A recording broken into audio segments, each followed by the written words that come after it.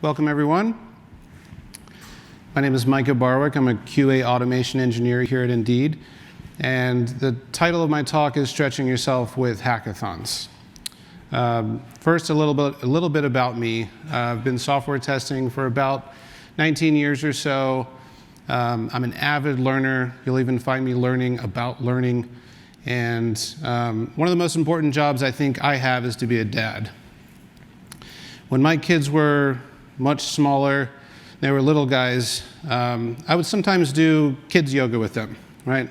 And if you've never done this, absolutely try. It's a lot of fun. It can be kind of funny too.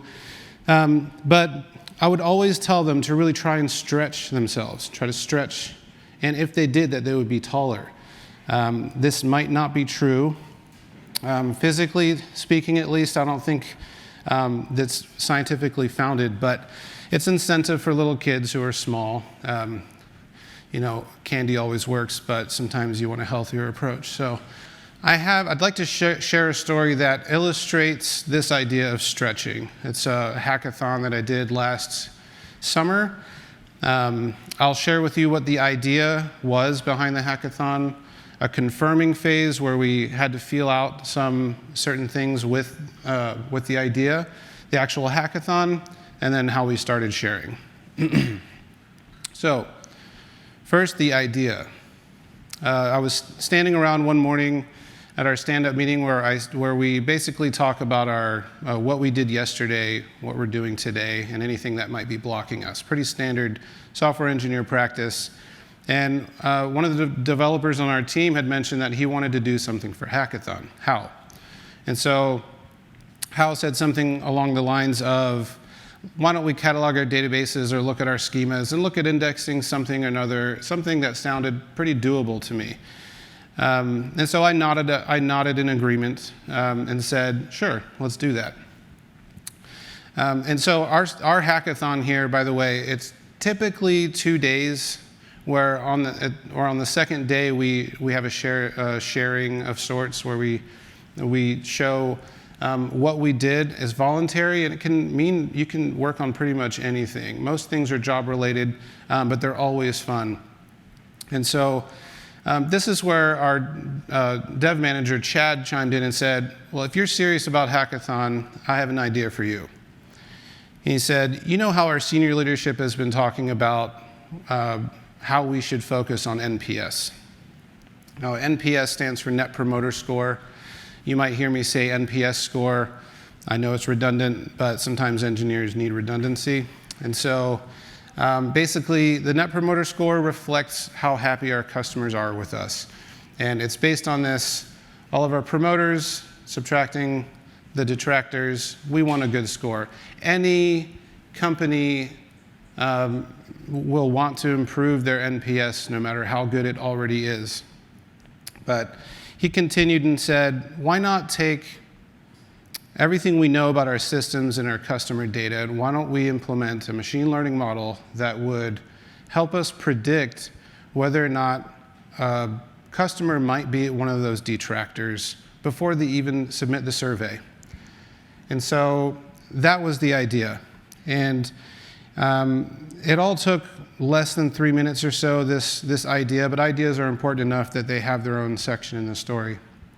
And so I immediately go into what I call the confirming phase, because I had nodded along, but I did not nod along to that. And 2 days is, to me, not enough time to really tackle something like that. And we all looked at each other and thought, does anyone else here have experience with machine learning or doing any data science? And none of us really did, but we all had the attitude that, why not look into it, and we should see if this is something we can do. So we actually knew a data scientist at Indeed. We scheduled an hour of his time, and we wanted to see just how reasonable this was. And in my mind, I thought, why don't we just hire a robot and teach the robot something, and then that's machine learning, right? I'm just kidding. Actually, in that hour meeting that we had with the data scientist, we did ask him to join our team, but had already signed up for a hackathon. He had given us a rundown of everything that might be important And basically, he showed us that feature selection is one of those things that really will matter and how precise we can be. The feature selection basically is anything we decide to put into the machine learning model. And the more you put in there, the less accurate it's going to be. If you put in the day of the week and it being Wednesday doesn't matter, you're going to get clouded results, right? So we really had to be picky here. And we had to decide what is important to our customers. And that was one of the most important things we had to learn. We also had to put that into a machine learning model, and there are several to choose from. There are pros and cons to each, but we really had to make a choice and go with it. And then he told us that you will be training your machine learning model. This is the learning part of the algorithm. The remaining part is really, you need to have a portion that is for testing to make sure that it is accurate. And so this is what we learned. And I think I confirmed that this was just a big stretch for me. And I think it was still a stretch for a lot of my team. None of us were thinking, this is totally, we're going to knock it out of the park. This was something that we all acknowledged, if anything, we'll learn something. And because, hey, it's Hackathon. And I think that's what encouraged us to go forward. So we moved into what I call the hacking phase. So as I said before, the hackathons are typically 2 days. On day one, we basically sequestered ourselves off into a room. And we decided to do most things together. We looked at what might be important to our customers, why would they, and what features should we select to put into our algorithm. We looked at roughly where to get that data and perhaps how to do it, but we decided to do that first day all together. And I think it made it a lot more fun. And to me, it wasn't any more elegant than that. But in its own way, I find it to be a beautiful expression of innovation, is everyone together looking at the problems together and refining. And this is where I think my software testing came into play. You ask questions and you try to refine and you clarify. And that's where I think at least I contributed. So by the end of the first day, we decided we should have some homework. We had a few tasks we could actually implement, and with the agreement that on the next day we would share all of our results. And so day 2 starts, and we had pretty good success from the night before. And we looked at everything that we needed to do on the second day. We knew that we had to set a goal for the end of day 2. And we knew what question we needed to have answered. Could we predict a customer's NPS score before they even take the survey? And so I like to say, Eureka, we had found it. That's my main man, Archimedes. He first said Eureka. So we actually found that we had a really good, accurate prediction of whether or not one of our customers, depending on what data they had, would be a detractor or be a promoter. And so we were pretty excited, to say the least. We knew this was a stretch, but we actually confirmed and actually got it to work. And so here's where we start sharing this success. And we started, this is day 2, the science fair for grown-ups, as I call it.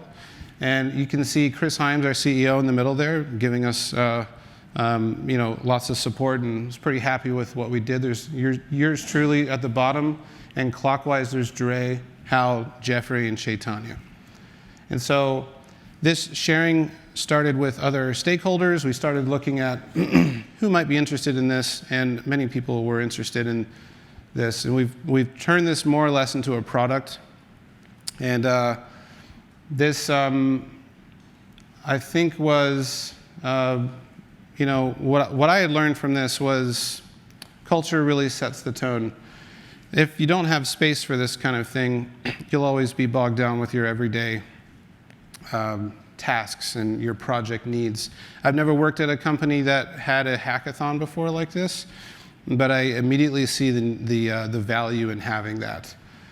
I also learned, and I reaffirmed, that it's always good to think like your customer. We're a platform team, so we have direct value in our platform, our customers, but not necessarily a direct customer. So we really had to look at the whole picture and what does Indeed provide and what would make a customer happy. And so I think it was a good exercise that we went through when we were selecting those features.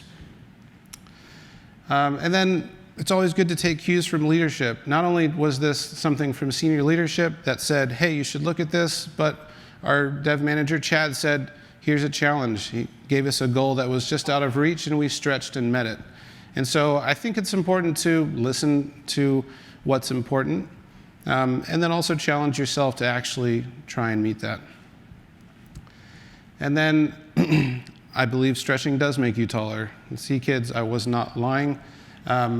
We are not taller physically, but together as a team, there have been several projects we've worked on since then where we, in fact, I think we feel taller. And we've delivered ahead of time or delivered on time some other tasks where we had to drop what our immediate role was, and we actually came together and delivered it as if it was the hackathon. We just dropped what we're supposed to do and just come together and do it.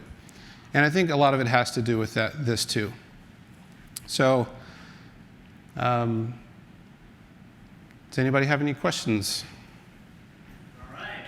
That's Micah Barr. Let's give him a round of applause. Thank you.